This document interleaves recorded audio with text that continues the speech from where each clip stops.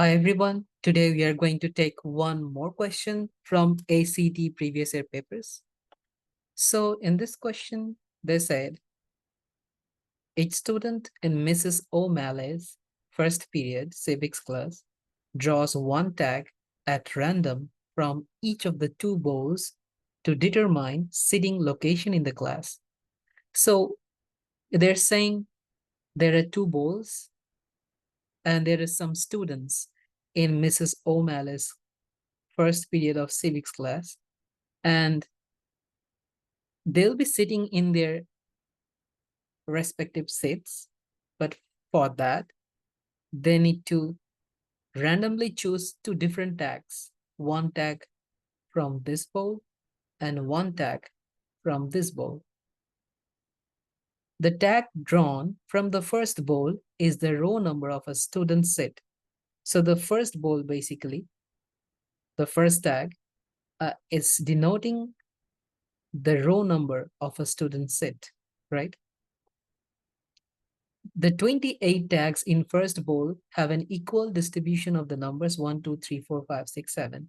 So 28 tags means there are 28 tags, which means 28 people needs to draw one tag, right? One tag each, which in turn means there are 28 people and each of them will take one tag, and so on, right? And this 28 peoples in this first bowl are arranged in which numbers? In which order, basically? 1, 2, 3, 4, 5, 6, 7. So 1, 2, 3, 4, 5, 6, 7, isn't it representing the number of rows? Isn't it mean there are 7 rows, right? There are 7 rows. 1, 2, 3, 4, 5, 6, 7. That's why they're written in 4 sets. There are 28 peoples, right? So there are 7 rows. And each row, there will be, in each row, there will be 4 number of students done, right?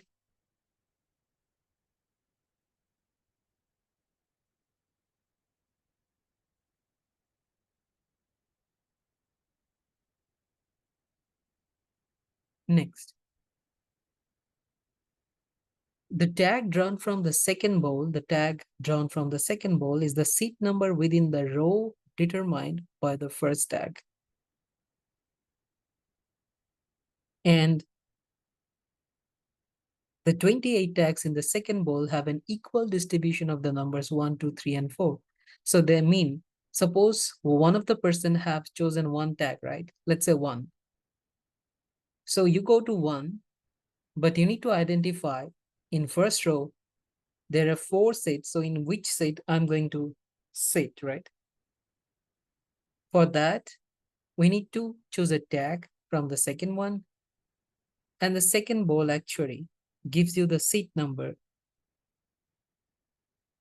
within the row determined by the first tag. So if suppose 1 chooses 1, and then there will be 4 set of numbers. Like they said, the 28 tags in the second bowl have an equal distribution of the numbers 1, 2, 3, 4, which means there are basically 4 columns, right? There are 4 columns and there are 7 set of numbers like 1, 2, 3, 4, 1, 2, 3, 4, 1, 2, 3, 4, 1, 2, 3, 4, 1, 2, 3, 4, 1, 2, 3, 4, like that. 7 set of numbers are there, isn't it? So ultimately, this will be the seating arrangement, right? There are 7 rows and there are 4 columns in which the people will sit, the students will sit. Now, you need to find out what is the probability that the first student who draws will have a sitting location that's is in row 5. So it would be in row 5, but not in seat 1. So if not seat 1, then how many places are left? It can be column 2, column 3, column 4, right? In row 5, there are 3 columns left, if not 1. So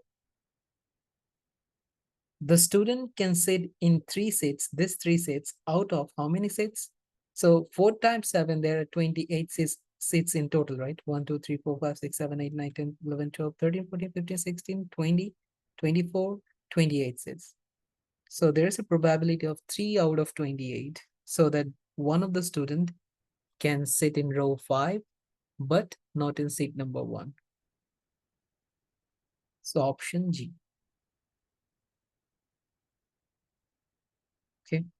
So in short, what they're saying, in the first line, they're basically telling you the first bowl represents the number of rows, right? This is the number of rows. So there are 7 rows. And once you pick up a certain row, then in that row, you need to identify the number of columns, right? So for columns, you have the second bowl. And there are 4 columns according to the second bowl. So you can select 1, 2, 3, or 4. That's the scenario. And you can do rest of the things, right? That's it.